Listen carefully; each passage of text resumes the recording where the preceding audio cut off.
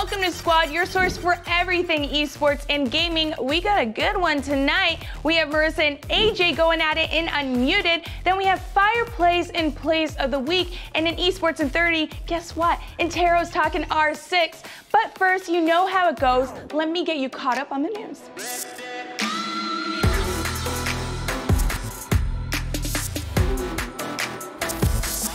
Last week, the Overwatch League Stage 1 semifinals and finals aired on ABC, and it's safe to say that the Vancouver Titans win didn't go unnoticed.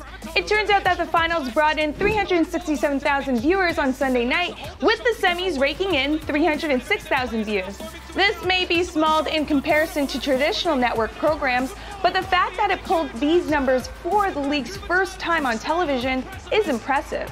More importantly, the viewership numbers showed that those watching were new to esports and viewing a tournament for the first time. Hopefully, this success will prove to doubters that esports deserves a place on television. Looks like the sixth god is looking to be the esports god. Drake has invested in a startup esports platform called Players Lounge alongside other notable investors. The total investment from Drake and friends is a cool $3 million US.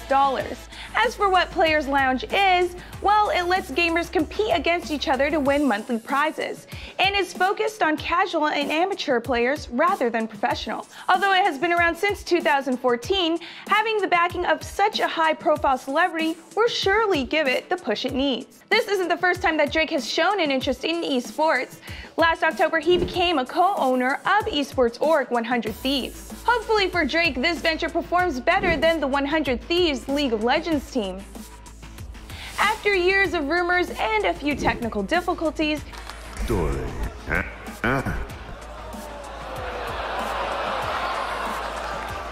it has finally been revealed that Borderlands 3 is official. Gearbox, the studio behind the first-person shooter, made the announcement during PAX East and gave us a trailer showing us what we can expect. The first look at the game features 4 new Vault Hunters, a ton of guns, lots of psychos, and 2 new big baddies who look as menacing as Handsome Jack. We also see the return of Borderlands mascot, Claptrap, and previous hunters like Lilith and Brick. Overall, it seems like the game's devs are looking to give fans what they want. More of what they already know with minor tweaks. Even though we don't know when we could get our hands on the game, more details will be revealed on April 3rd. I'm crossing my fingers that it will include a release date because I definitely want to catch a ride on this one. Honestly, that Borderlands announcement started off a bit cringy. I don't know why they couldn't get their tech issues together, but once they did, I was pretty excited to see what I saw.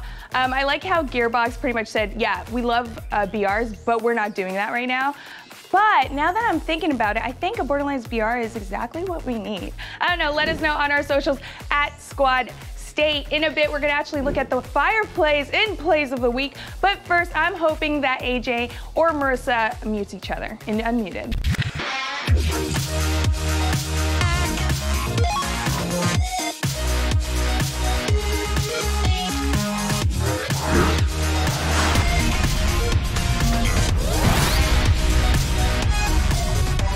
Welcome to Unmuted, that show with the topics in need of discussion and 2 Canadians just trying to make sense of it all. I'm Marissa Roberto. And I'm Justin Trudeau, and producer Tyler has a timer that, here on the bottom of the screen, that has some topics as well. Rob and I have 2 minutes per topic and 1 mute button to rule them all.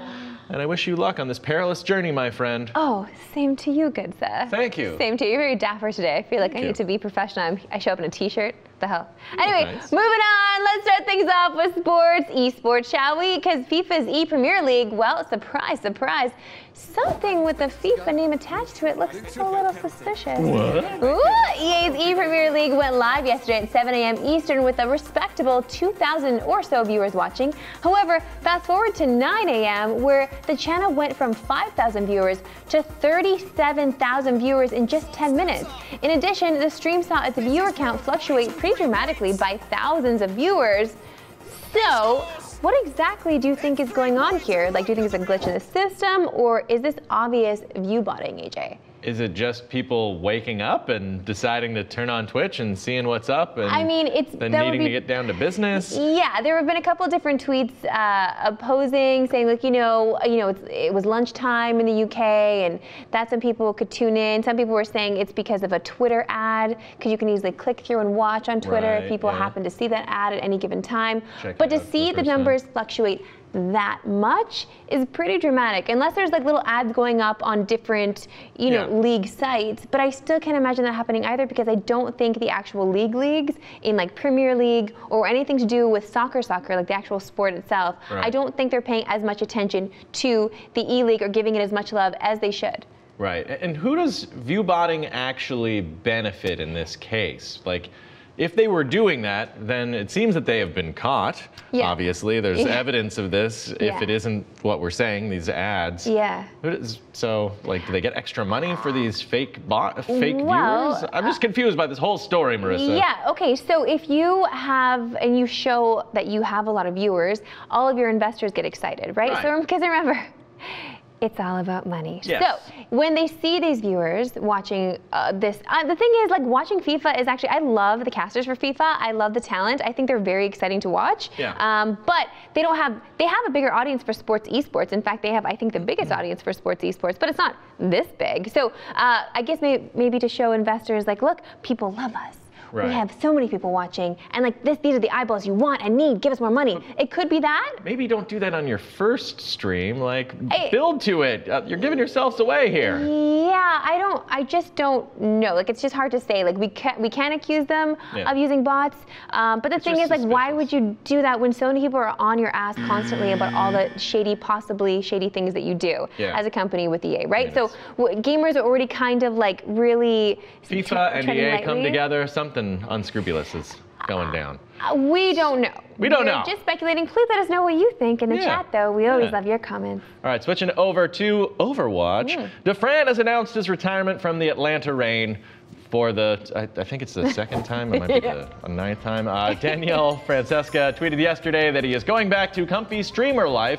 Lorraine got one OWL stage out of the Danish Pro before he called it a career. It seems like there are no hard feelings between Dufresne and Atlanta, as he will stay on as an Overwatch streamer for the team, of course. I'll dive deeper into all of this with Ron on eSports in 30 next Tuesday. We've got lots to say about it, but this is not super surprising because this guy's got a history of these very outspoken moments. He has alluded to retiring before in the past, but then like, oh, no, I'm staying with the team. But when you're someone as popular as he is and you've got the Twitch following that you have, what's the benefit for sticking around in the league if your team isn't the #1 team in the league? And Atlanta Reign are not. They're pretty middling these days. But they have a lovely logo. Yeah. It's gorgeous. Cool. It's just gorgeous. No, it's great. It's a little, it kind of copy pasted other things, but it's fine. Well, Lisa and I argued about that on a different episode of Unmuted that you can see in the VODs. But I do think that he's just doing this now because he has obviously a following. He's a streamer, people love him, and that's why he was ushered into this world, right? So clearly he doesn't want to upset his followers, but also the money that he's making from subs. And when you leave your stream, you lose those subs every month. Like, you don't know if you're gonna get the same or retain the same kind of. Anyway. Exactly. And there's something to be said for the stress that comes with being a pro player. Though it's as someone who just enjoys gaming, it's hard to imagine giving yourself into all that stress. Like, just do it for the love of it and don't worry about it too much. But then you get to show your mom and dad and grandma and grandpa that I'm on a big stage and it's on TV, it's on ABC, it's on TSN, it's on ESPN. Like, it's a big deal. Like, I'm on TV playing video games. See, all this work, all this time that I spent on my computer, it was worth it, Mom. Like, all of that stuff you have, but I guess because he's already done that now, he's shown them like, look, I could do this, but I really just want to do this instead. Or he could just be trolling us all and he could just be really indecisive. It's probably the latter, actually. He's maybe just really indecisive. To the NYXL before you know it. We'll see him get scooped up by another team. I don't know. Do you think? I feel like most teams would be like, no, this guy's just too off the wall, too out there. His behavior's too erratic. I mean, he's thrown before in matches, so like, I don't know why you would want that guy on your team. Oh my God, heck nah. Okay, never mind. He's canceled. Sticking with dealing with stress, how would you like some ex-military personnel training you in esports? Overactive Media, the parent company of Splice and the Toronto Defiant, have hired 2 ex-military members to teach their teams about leadership, conflict resolution, and stress management. Has it helped though? Well, Splice recently finished 2nd at CWL Fort Worth, and their LEC team is 4th going into the spring split. So, AJ, do you think there's something to these results, or is it just maybe a lucky coincidence? I mean, when you're part of a team, you're definitely going to need to have different people come in to provide different lessons on, teamwork and synergy and dealing with stress, as you mentioned. Ex-military personnel, sure. I'd be interested to see what their personalities are like, because we have this ingrained stereotypical perception of when you think of like military personnel as being very, of course, proper down the line, and you might be imagining like a big guy coming in there like, listen up, team, this is how we're gonna.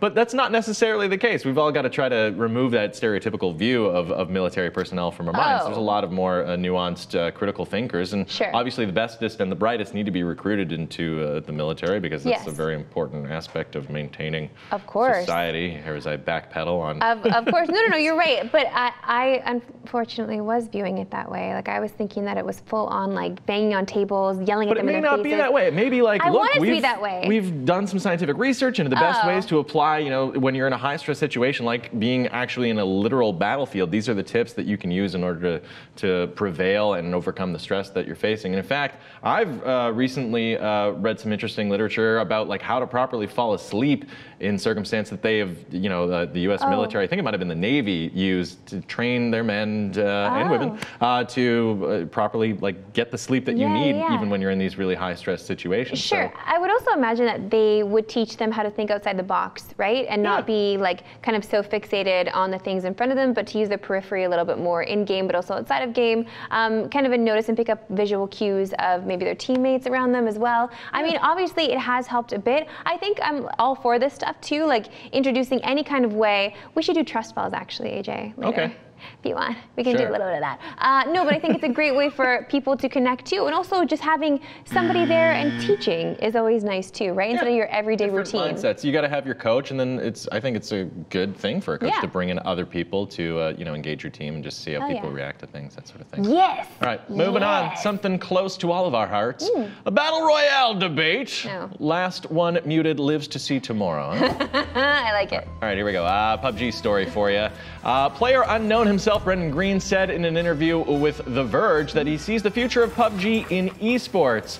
Say what you will about PUBG's place amongst the top battle royales, but there is no denying its infrastructure for esports is ahead of its competition at this point. PUBG may not be offering the $30 million prize pool of Fortnite's World Cup, but it seems to be focused on the long term. Green said that we're not thinking in months and years, we're thinking 5, 10 years. It's a couple of questions here. First, is this the right move for PUBG? And second, what is the future of battle royales in esports? I think they will have a place moving forward, but it's not the best for esports in that, like, let's say you're a big fan of a team and they're going to the big tournament in either, Fortnite, PUBG, or Apex Legends, whatever, and they're eliminated from the game. Team 1, their first blood, and then you're like, well, I'm gonna turn that off. Work on their rotations, AJ. Yeah. No, I think that it is obviously very wise of him to say these things, because how else is he going to make money? Right. He's got to make money. It's got to be this way, because obviously it's got to be freemium at this point in time for people to jump in and play. Like, I know, I still feel like it needs to be freemium, but compared to Fortnite and Apex Legends, PUBG is the only one that's still selling for a price.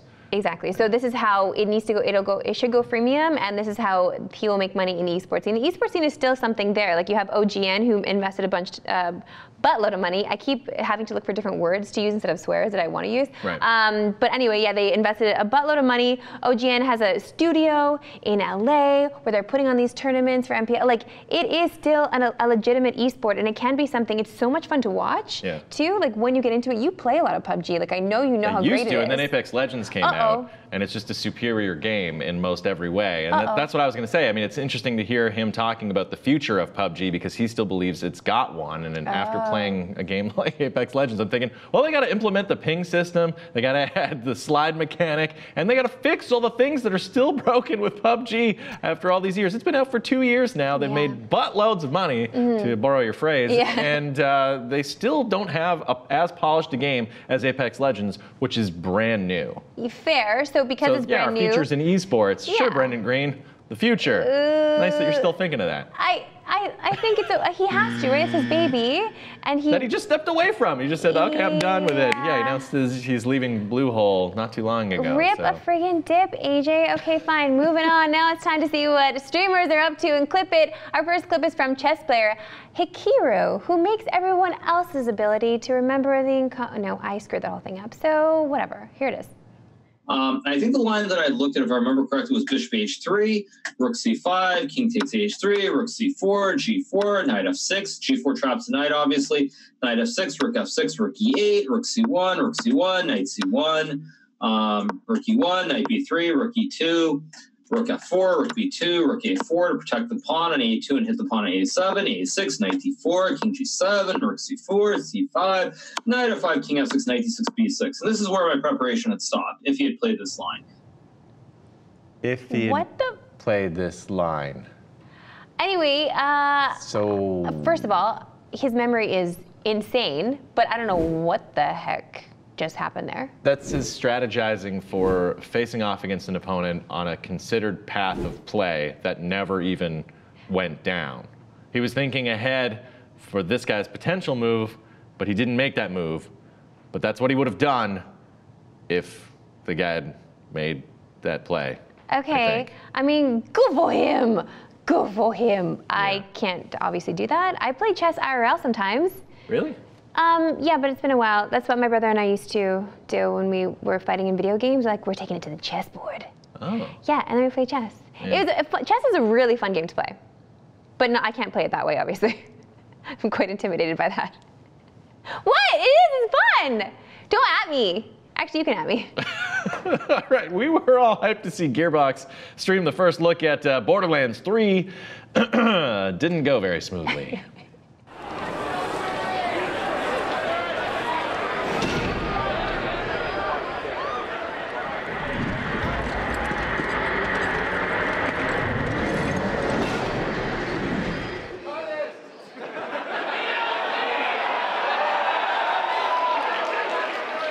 Please help me out, you guys. I love PAX, but come on. We should have brought our own equipment, right? Can we do it, you guys? Oh, Randy, whoa. Throwing PAX under the bus there, but they were trying to use Windows Media Player to play the trailer. Like, how do you work in the world of tech and not know VLC is the way to go for your live presentations? I have been at too many conventions going like, we're trying to play the media. Oh, what are they doing? They're using Windows Media Player. Stop it right now. It's issue 1. Okay, but was that unprofessional of him to call them out? I don't know. Randy. You got to play the room sometimes. Yeah, you're right. And you got to, you know it's Gearbox enthusiasts there in the crowd. They're not, I mean, they're all PAX enthusiasts as well. For sure, but they're on Randy's side more than anything. So yeah. He'd rather keep them on his side and turn them against others.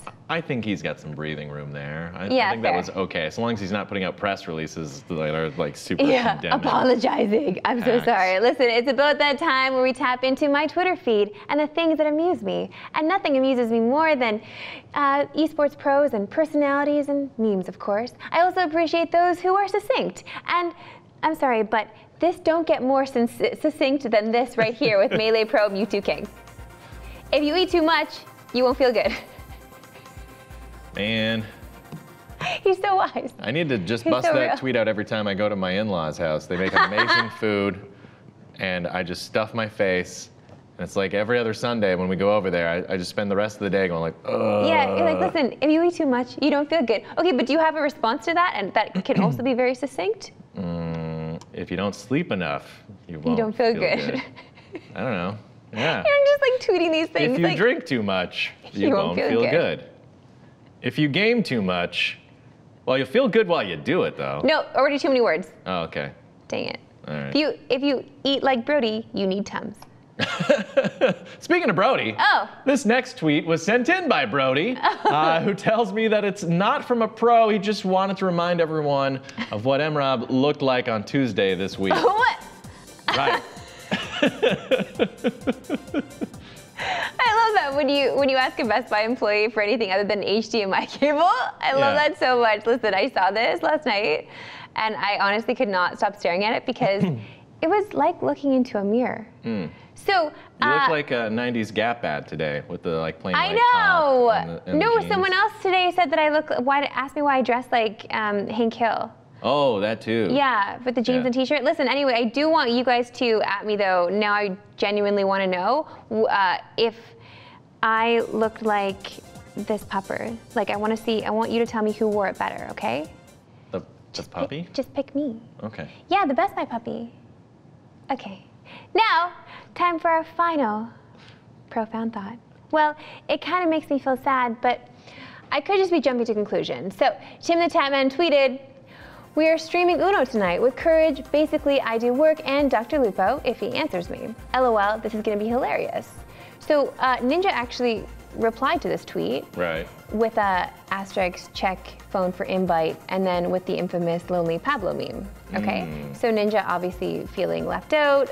Tim ended up responding to Ninja to check his phone on Twitter publicly, but that also seemed like an afterthought, check your phone kind of situation. Ninja, of course, could just be joking, but this honestly plays like someone is legit feeling left out of the party here.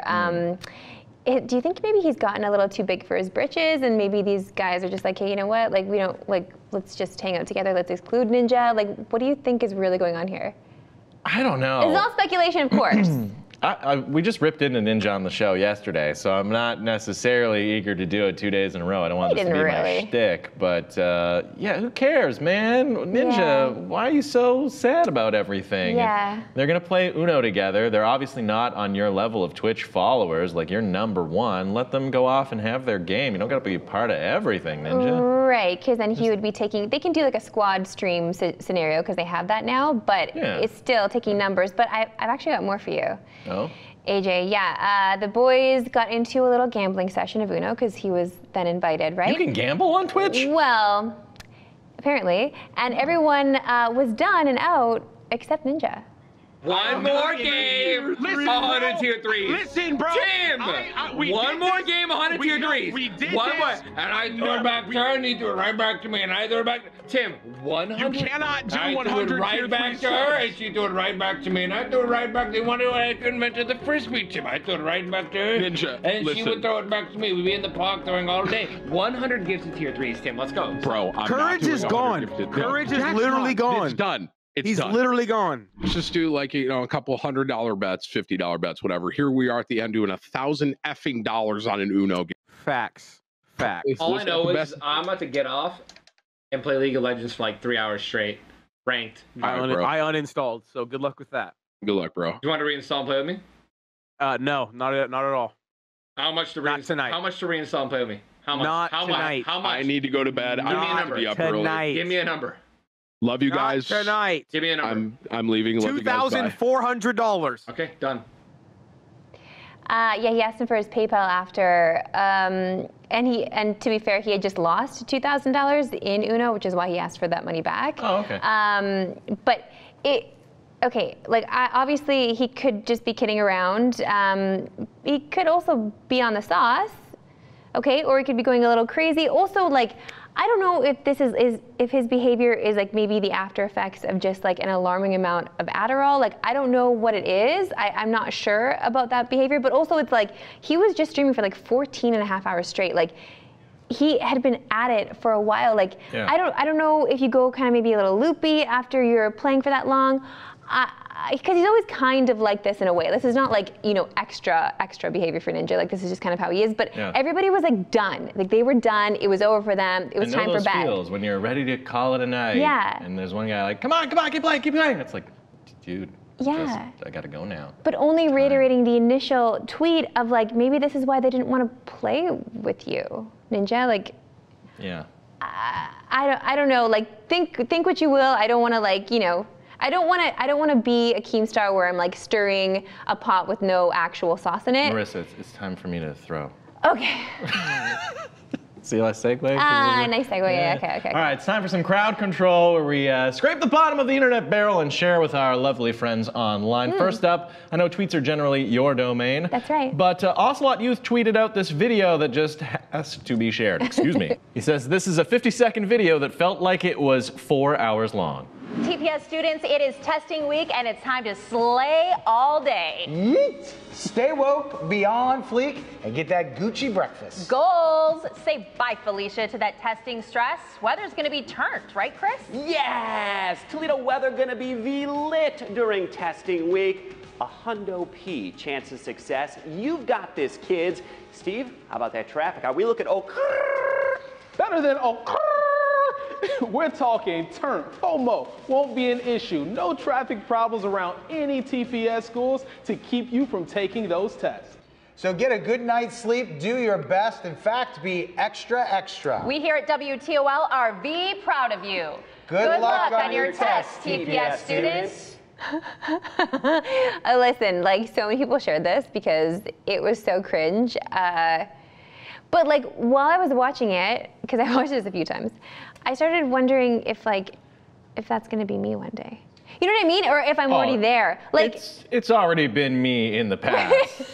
It's definitely like so it's obviously cringy, but I think they're all well in the know that what they're doing will be seen by like the teachers at the school. It's like, hey kids, don't you think that's cute? All the people on the air, and the students are like, these adults are out of their minds. Yes, but that's what I mean. Like, they were thinking about the other adults in the studio with them and maybe the teachers. Yeah, but they definitely I think they're all weren't. having a laugh about it. But you think?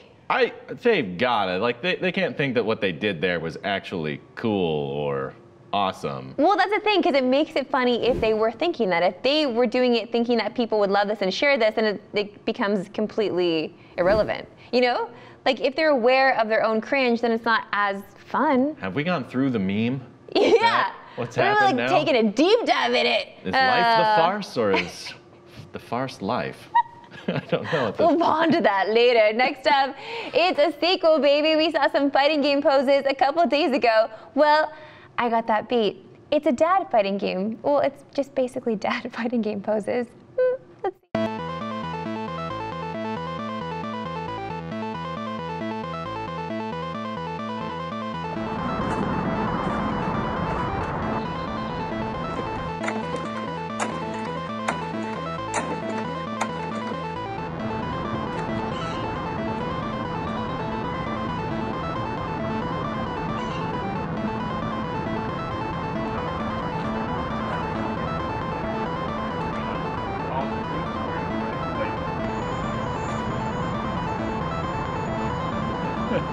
mean, like, speaking about cringe, I can't, like, some of these dads, although, like, Sebi behind the camera right now, I know you got some of those moves, buddy. You got those, especially that remote one on lock.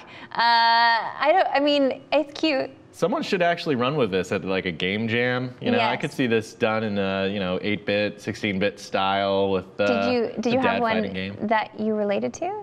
Probably the napping dad. Oh, the napping dad. Yeah. To be fair, AJ's not a dad. Not yet. Not yet. Anyway. And it's that's what I mean. Like, I'm scared, even with the news clip, like, if I become a mom, will I be that way with my kid? Like, I don't want that to be the case. We're all going to be lame. No. one day. That's just a part of life. We progress from that brief period of being cool, which, Marissa, you and I are transitioning out of in the imminent future. Wait, hold up. I don't think I was ever cool. Like, if we're just being honest. We had our day at one point. There was one day where we roamed this earth and we were legitimately cool. Okay, I mean, I just feel all the cringe and not like this emotes happening right now in chat. Thanks for the love, everybody. Lastly, Reddit user Kevatar came across this masterpiece at their local mall. Mario! Whoa, a Mario builder of canned goods? It appears as though the bulk of Mario's put together using zoodles and some sort of Chef Boyardee stuffed pasta. I like the please don't touch sign at the bottom. It's like we're using this to sell our product, but don't touch our product. Yeah. Please buy these things, but don't yet. Like, let us appreciate the Mario for a little bit first. It's like, how long do you think that lasted, though? Until somebody came along and pulled a can out right from his old mustachio. Yeah, that's where they pull the first can. Well, definitely. Oh. There's no pipe in that, is there? Oh my God, it's so real. Some total dick would come in and, okay, whoops. Yep. Never mind. Moving on. Let us know who you think won the battle today. Type 1 in the chat for moi, and 2 for AJ Fry. Send us any craziness or any kind of tweets, profound thoughts that you want us to see in our Discord. We'll hit you up there, and we'll see you next time. But until then, hit and follow all of the socials at Squad State. Bye.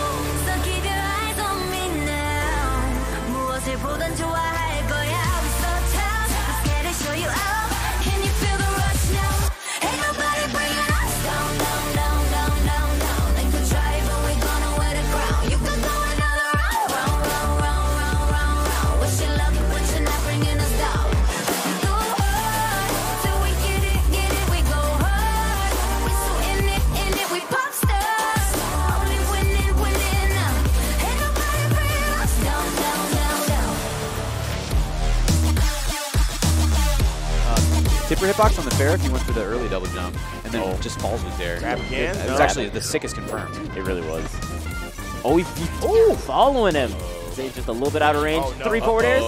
Gets the. Oh my God! He's edge canceling everything. Little edge cancel. Did he? Oh, he gets the down Who is this guy? What is that? Is better. I'd say he's a tie if he can get all the procs off. Caster comes in, kick flash, the Shy, 1v2, flushes away. Here comes the Syndra. Scatter of the week was beautiful, and Tatai burns. So does Caster. The Shy lives. How does he do it? Xiao comes back in, 1v2 himself. The Shy re-engages, finds himself a W, still is alive. Orbs come down.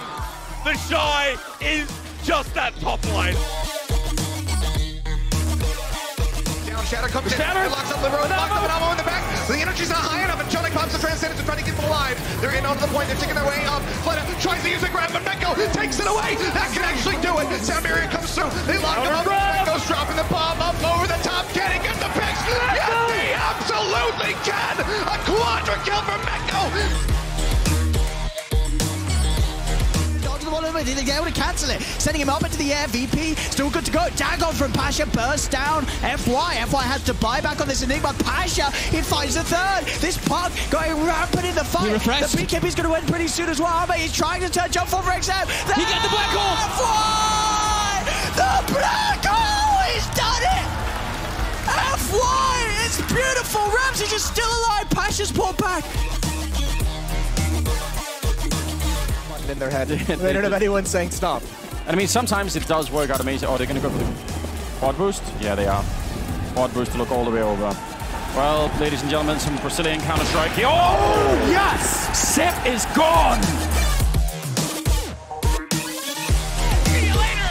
1-2 punch from the side of Zed, and now King it all alone. But oh, baby! Then Zoe, or rather the Yasuo, into the backline, just decimates the entire team. A quadra kill for BDD. Quarterback, flying forward, in fact. Oh my, Sergey. He's got himself 2 kills off the Deagle. That creates space for the bomb plant to push over, but look at the damage from the frag. And what is this kid made of? Ariel's got himself a headshot off the Glock. It's just Magisk left. He's got the Deagle scout for the retake, but there's a headhunter on the other side. Sergey has got it. You're kidding. You're kidding. Not going to be able to run that lion out, and now Naga goes, dodges, uses the stop. This is it. This is nice lag. Oh, poor people are stuck in this lag. They're just wailing away on him. He's going to be really turned back around. No one trying to get out. They go and do mid. He doesn't even care, though. Oh, Ramses, you can't run from that. What a fight. Out lane, whereas Rasp here is going to be much more effective in this difficult matchup. But here comes Lero from behind. Bottom side, it's Keith who's going to be jumped on to start this fight off. Vulcan's able to initiate things, but he's taken down instantly. Now Cloud9 might be able to turn this into a 2-3. They got the damage coming down. Heels popping off. There comes more damage down now. On to Lero, going to be able to take him out too. A double kill over to Keith. It's 3 bodies on the floor. He's very fast. Very, very fast. Oh, damn. Heat him. Yeah, heated victory right there, Jesus. Oh my god. All right.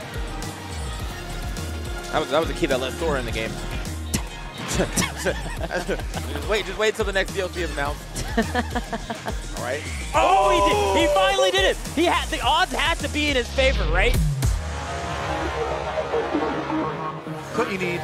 Bumper, a little bit lucky, didn't get stunned there by the Brigitte. Now jumps down, doesn't have a lot of health left. He has to Primal just to stay alive. Perfect timing on that Primal generation, though. No kidding, man.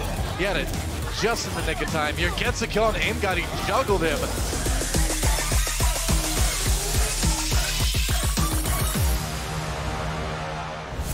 Let us know if your favorite play made it in on our socials at Squad State. In a bit, we're going to have Marissa and Zurich actually talking to Interro about R6 in esports in 30. But first, let's check out what went down in the green room, fueled by Red Bull.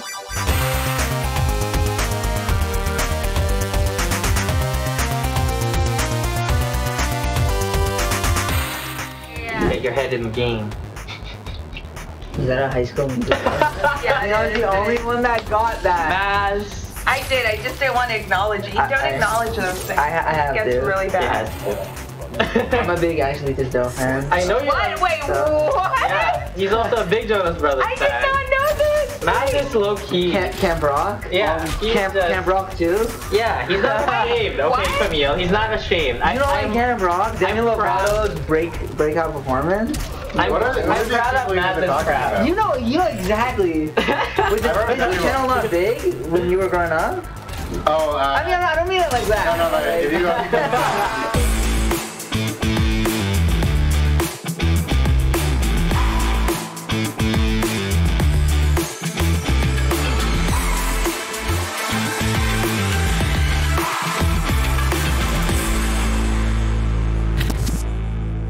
Waiting to hold this down, and no, Orglis doesn't clear out Sandwich, and 2 for Mark, a third, and insane gunplay from Mark. Another down, this time on 2 11s. Fabian will clean up, and he going for it. Unbelievable, Fabian with the 3-peat.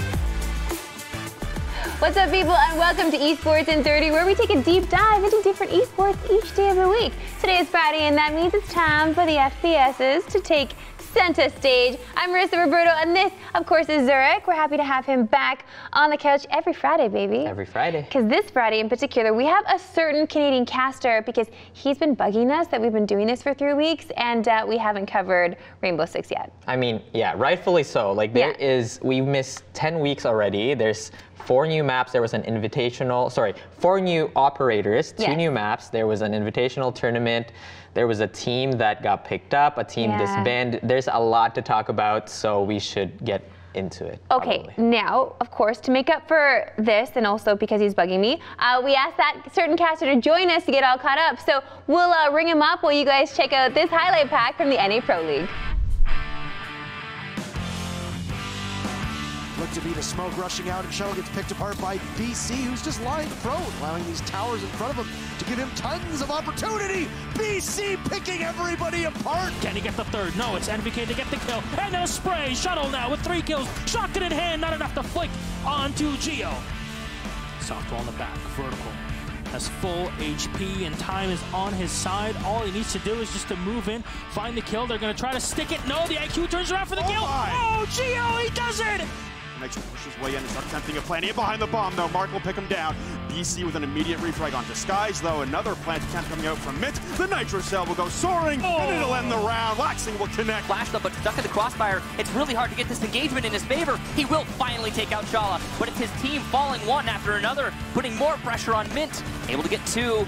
His last teammate, though, Pojo at the bottom main stairs. That's 3 for Mint. Incredible pistol play, and he has the diffuser. Going for the plant behind Black Box. This is the perfect position for him to plant solo. Pojo's doing his best to cover, but he's going to lose the fight to Redeemer, forcing Mint into an ace situation. He's going to get the 4K. He has the mirror window and the flash, and he gets it! The ace from Mint! Waiting to hold this down, and no, Orglis doesn't clear out Sandwich, and 2 for Mark, a 3rd!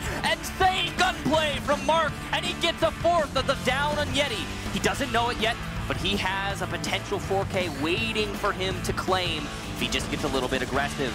It might have been called out by his team, and he will make that push happen. Brian now the last alive, and Mark goes for it with the pistol out. Will he get it? Oh yes, a 5K from Mark. Oh, it's gonna be the Alda in the hands of NVK. 2 monstrous kills, wading through what could be a trap set by the remaining attackers. He sees Unreal peek around the corner, cannot detach his head from his neck.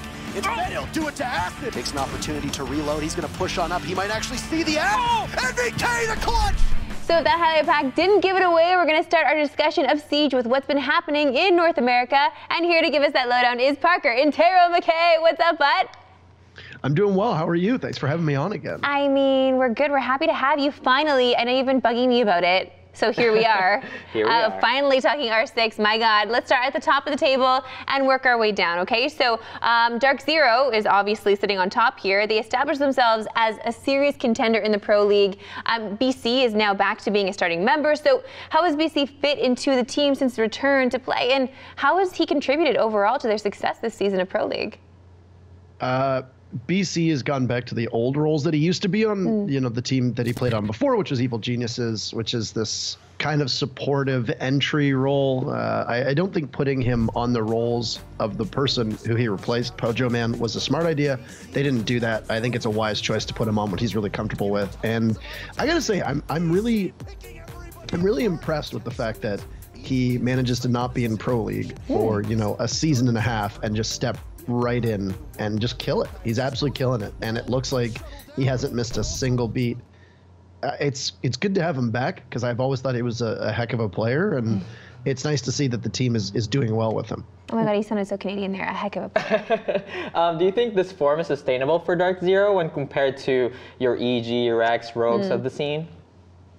I want to say yes. I mean, here's the biggest problem with this Dark Zero roster is that they always come so tantalizingly close to success, and then they always seem to fall short at the very final minute, whether this be in game or whether this be in the standings through the course of a season. And I gotta say, like, you know, last season they came down to the very final round of the very final matchup as to whether or not they would be representing their region, and they lost a Rogue in heartbreaking fashion for their fans. And this season seems to be par for the course in terms of seasonal success. The real question is, as we start to grind down towards the very final games, which we're at now, right? There's only 4 games left. It's crazy to me to think that there's still a possibility that despite having such a good season, that Dark Zero could still fall short in the final, you know, game or final 2 games. It'd be nice to see them at LAN, so I'm kind of hopeful that they make it. But if past success is any indicator, then it's going to be a tense couple games for them and their fans. I do want to talk about fan favorite EG because it seems like Geo is 100% settled in at this point. Second place in Pro League, but only by 1 point. So where is EG now following their upset loss to REC at the Invitational? Oh boy, that was quite a match. EG's success on LAN over the last little while has been not great, and I'm really interested to know how they're going to do through the next 4 games. You know, NA is super competitive. The top 5 teams in North America right now are all in a position where they can all make it to LAN. They can all come to Milan and really represent their region appropriately. But I don't know what's going on with EG at LAN appearances, but they always seem to fall short now. And their loss to REC in the first round, not great. You know, they got first rounded in Rio. You know, it's been an interesting run for this EG squad, and I'd imagine at some point they're going to be able to find that groove and regain their momentum. But when is the real question? Right. Do you think that they're still the best team in NA? I would say probably still ever so slightly, but they've got competition from Reciprocity. They've got competition from Rogue. They've got competition now from Dark Zero, and Space Station's woes over the regular season are really masking what is a great team on LAN. So I would imagine that if Space Station makes it to any LAN, that they're going to continue to do as well as they have in the past. I mean, they gave G2 a heck of the run for their money at the Invitational. The real question is just, does Space Station make it to LAN or not? NA is super competitive right now, so while EG might still be the best, I kind of hesitate to say that they are indisputably the best. We need to talk about another team, obviously, in NA, which is Reciprocity. They had a very strong showing at the Invitational. So how did the change in org and or roster kind of bring them to this, and in Sky's help this to reach their potential? Did he help them? Skies was a massive contributing factor to why this team does as well as it does. They really needed some extra firepower and some aggression. They got that, you know, moving Mark to a full bona fide supporting role. Has been terrible for Mark's stats, but has been really good for the team. And obviously when you take somebody like Skies, who has incredible aim and is able to kill almost everything you put in front of him, that's going to do really well for your team. Reuniting him with Laxing, playing aggressively off of Fox 8. Skies' contributions have been really good, and the other thing that I want to compliment Skies on is that on previous squads, we all as casters have been quite critical of the fact that he doesn't really play with the team, and he's playing a lot tighter with them. He's allowing Laxing to be the one who's playing this lurker, playing way off site, playing, you know, just like aggressively looking for picks on his own. And it works really well with both Skies and Laxing's playstyle, but you can really only have one on a team. So I'm glad that Skies is playing closer with the rest of his squad, because they're doing better in matches. And, you know, we saw them fall real short against G2 in the semis of the 6th Invitational, but I think there's a lot of potential on this roster despite that. What do you think is the ceiling for the squad then? Do you think they're like a top contender? I would say so. I think that they have the tools to be the best team in North America. It's just whether they're going to be able to put it all together. You know, because on paper, they're a great team. They have pretty much everything they need. They've got a couple weak spots here and there, but overall, I don't think their weaknesses are any greater than, you know, any other team in North America. Their biggest knock right now tends to be that they don't seem to be the most prepared for their matches, and they don't seem to be the most flexible in match, and they rely a lot on individual performances to carry them through. You look at Laxing's performance against Rise Nation on Monday as a pretty good example of that. You mentioned Rogue earlier because they do seem to be finding their footing here. They're recovering from a rough start at the Pro League and an early exit at the Invitational, but what steps need to be taken for Rogue to actually reclaim their top 2 in NA spot?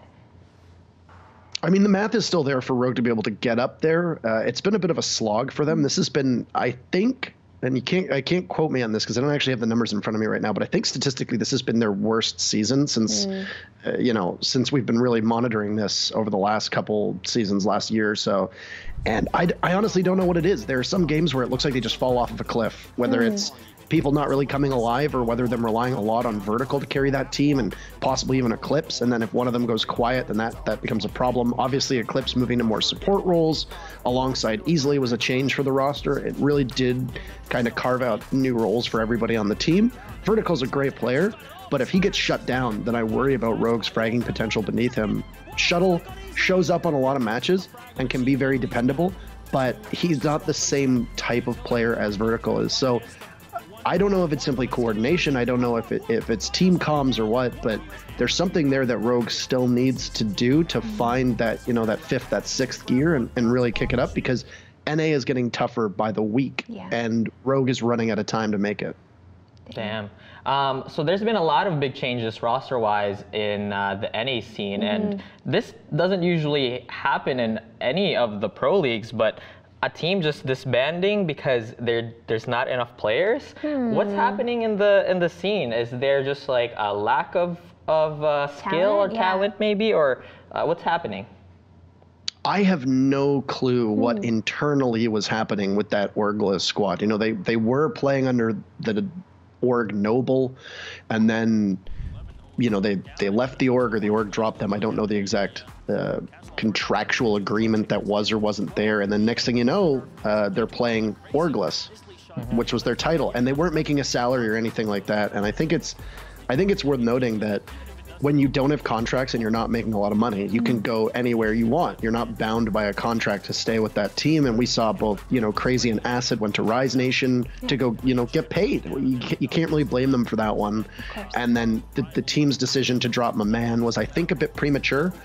But at the end of the day, I don't know if they had trouble acquiring an organization because they weren't doing the hottest. And then, you know, maybe an org doesn't want to take a gamble on them when there's auto relegation in the picture. And maybe they were worried that this team didn't have a lot of potential and would probably end up getting auto-relegated, so why bother signing them? I'm not sure the logistics behind it, but it was a bit disappointing to see the team disband, but I'm glad that most of the players have recovered. You know, you got Brian on Space Station, Yeti's now down in Challenger League, so at least there's a good home for all the people who left the roster. Well, in your eyes then, Parker, what steps can be taken to ensure proper stability for teams and to make sure the situation doesn't happen again?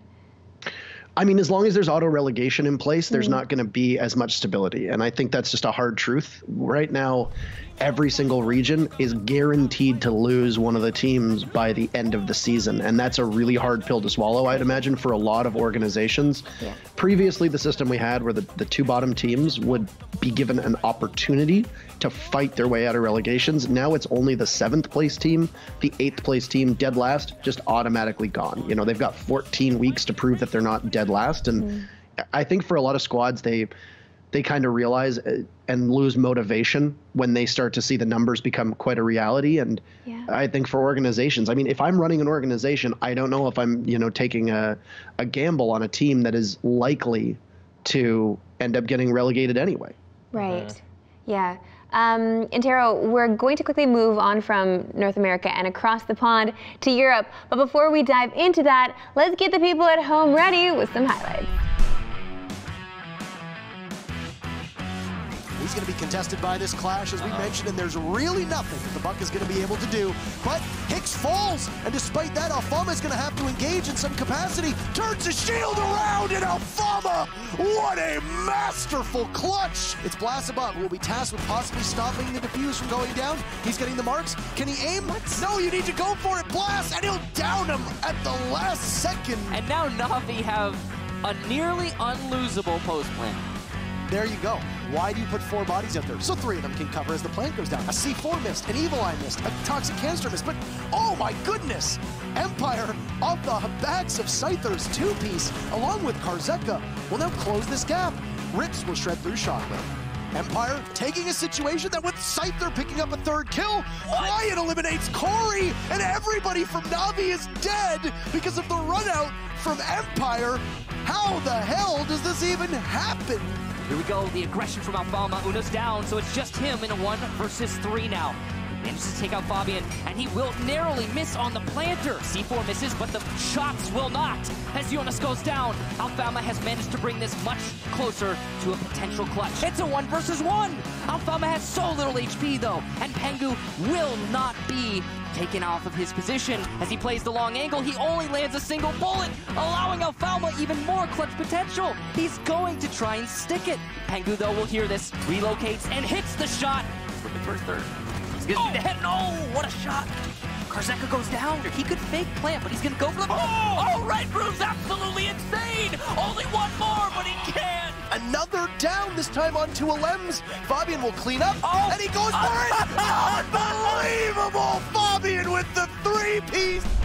Aha, G2 the Kings heading into the Invitational. Their Pro League form was pretty weak though. But Parker, you were never really worried about G2, right? I mean, you can't really ever be worried about G2. They are long considered the top team that's ever played Rainbow Six. They're almost always able to dig themselves out of a hole they should find themselves in, and they don't find themselves in a playoff spot in Europe right now. But the math is absolutely there, and they are probably confident that they'll be able to grab one of those 2 spots. Right now, I don't think anybody's catching Empire. Statistically, it's very improbable. So. It's really going to come down to that very final spot in Europe for the playoffs. Right now, the stream holds it, but I think, if you've got money and you're not betting on G2, then I don't really know what you're doing with that money. So G2 is very much, pretty much, is back in form in the wake of the Invitational and their Invitational win. What's the difference between G2 online and offline? When you're playing in a setting on like a LAN environment, your experience really, really matters. You can see your teammates, you can talk to your teammates a lot easier. There's a lot more pressure, especially if there's a crowd. There's a lot of things that go into it that I think you need to be prepared for. And a lot of these younger teams and inexperienced teams don't really understand how mentally taxing playing on LAN is versus online. Online, it's a lot more comfortable. You're playing in your own chair, in your own home, on your own desk, and your own specs, etc.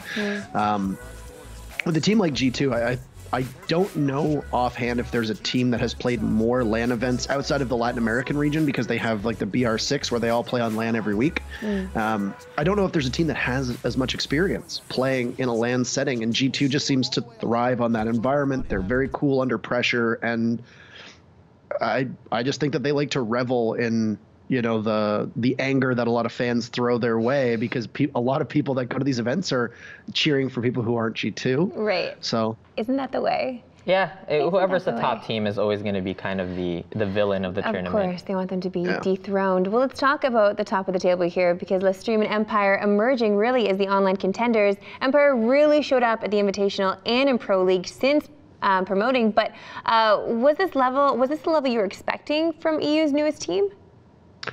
I was a little skeptical about what Empire was going to be able to do, because they did just come out of Challenger League. They didn't have a ton of experience. The roster was still new.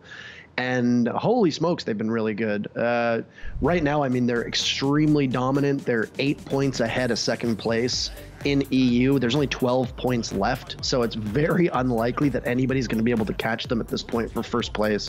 They have just been doing a tremendous job, and the more we see of this team, the better they seem to be. But I will say, over the last 2 play days, it does kind of look like, well, there's 15 points actually, technically, because we still have the matchup today.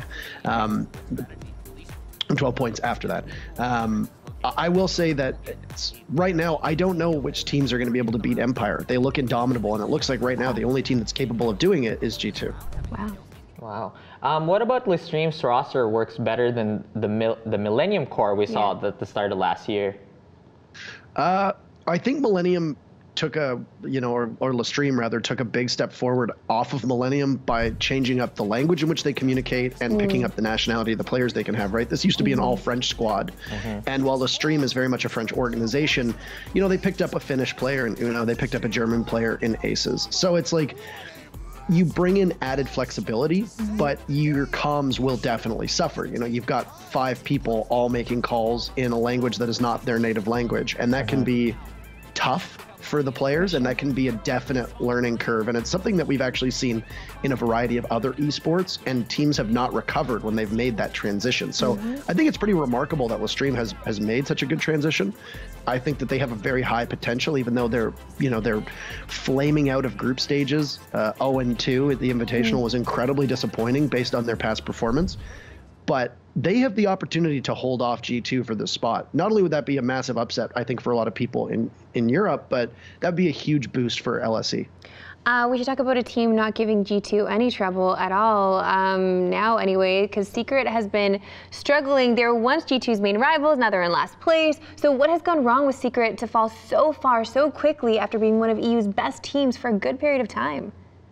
I have no idea what went wrong with Secret. You know, I think that they were very much a victim of operator bans and the meta shifting. You know, they used Lion very effectively when they had Lackey on that role. The team decided that it was not worthwhile to keep Lackey on the squads. They made that roster move, picking up Funkers, who has proven to be, I would say, a very capable asset to the team and a really good addition. But there's always a learning curve when it comes to adding somebody new. I'm actually kind of surprised with how well he's flourished in the couple games that we've seen out of him, because EU Pro League is just a meat grinder for a lot of players. It's really tough to step in and look comfortable.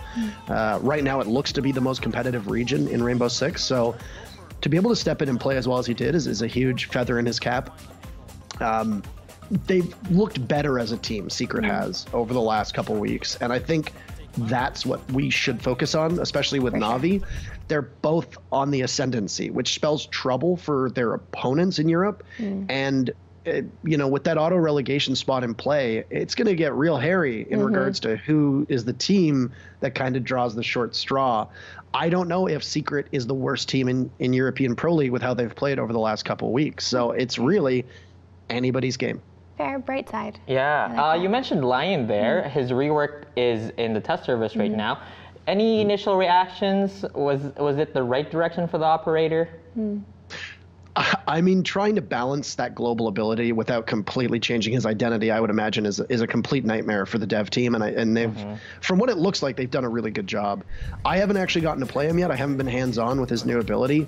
Judging from the way that I've seen, like, the clips of him being played, he looks, you know, almost defanged in regards to the way he was. He went from being probably the most impressive operator in the game to now what appears to be a minor nuisance.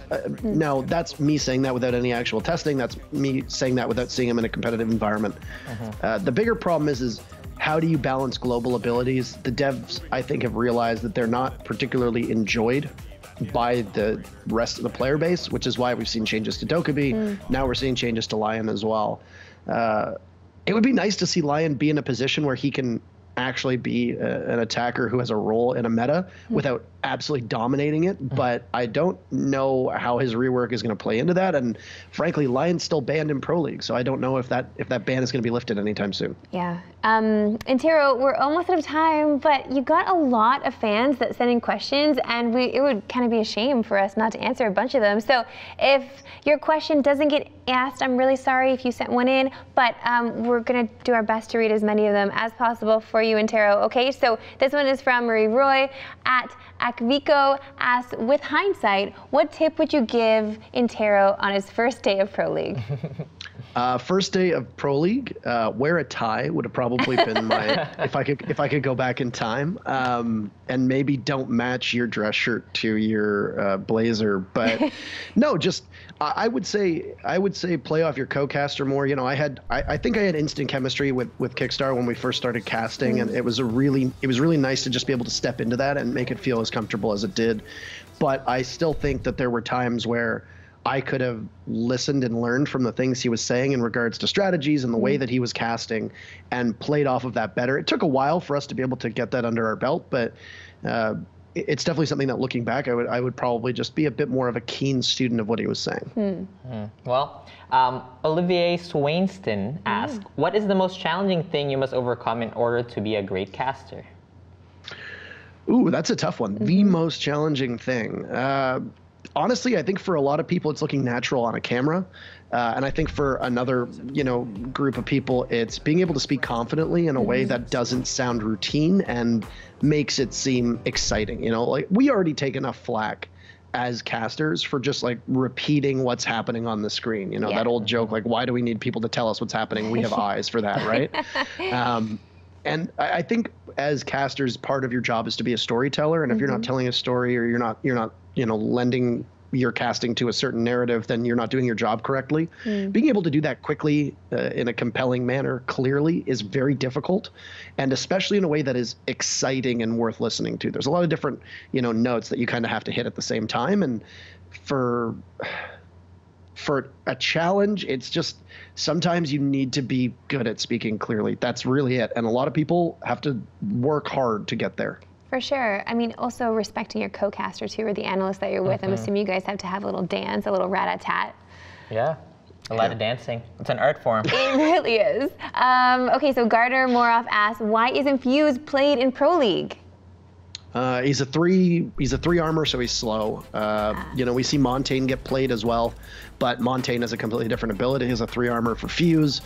We did just see him in Latin America, but his usage was kind of surprising. I think for a lot of people, Sexy Cake on Liquid was using him, but Fuse's gadget just doesn't really do that much. You know, it's you got 3 cluster charges. They're unpredictable. You know, they're very telegraphed because you can hear them coming a mile away. And if you know there's a Fuse on the board, you're not going to sit still in a position where you're going to fall victim to those cluster charges. They're good for burning like utility, like your ADSs on defense will, you know, go bye-bye pretty fast when those go off, and you might be able to clear out any traps or anything underneath them. But overall, there's other operators that bring better utility and better gadgets to the team that you need to rely on more.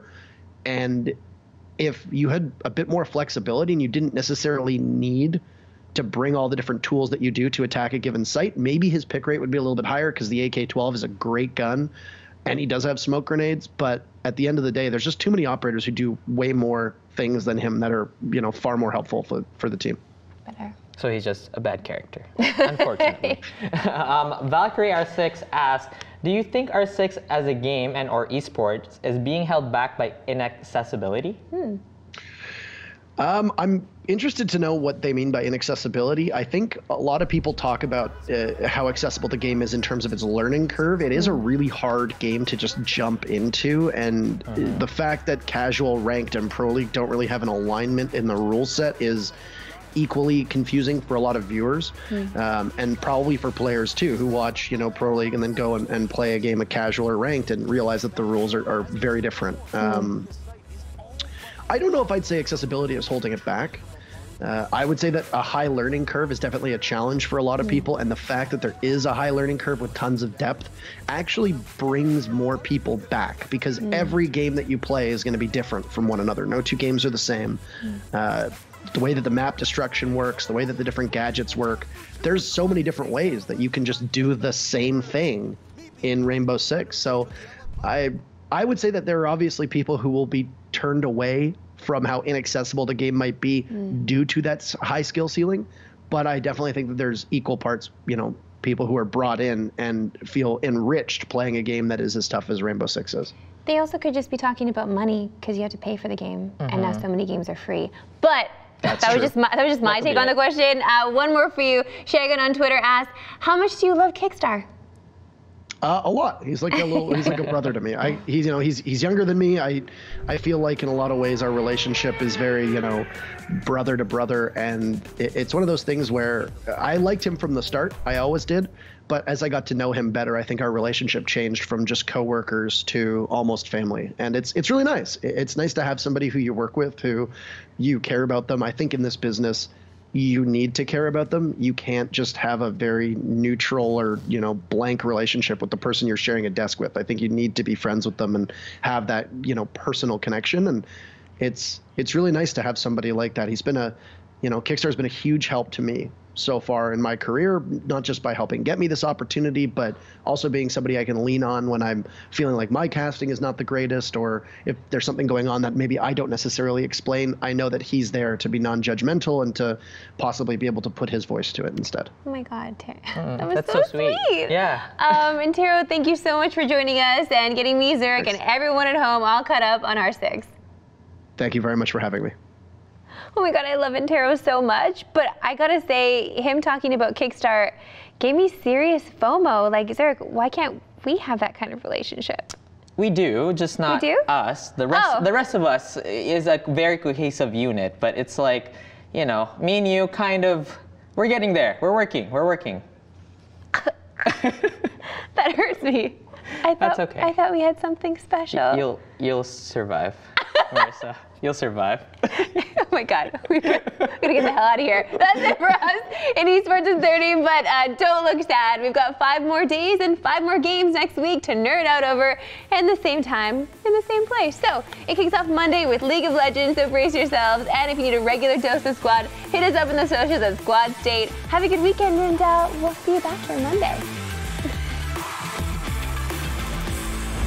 I love hearing Interro's insight. He's just so smart. Remember, we're back at it again on Monday, starting at 1 p.m. Eastern with gameplay live from the green room, and then again on Monday at 8 p.m. Eastern with more Unmuted. And in Esports at 30, we're talking LCS. Until then, you can tune into our socials at Squad State and check out our YouTube channel for all the VODs in case you missed anything. Thank you guys for watching. Have a great weekend. See you Monday.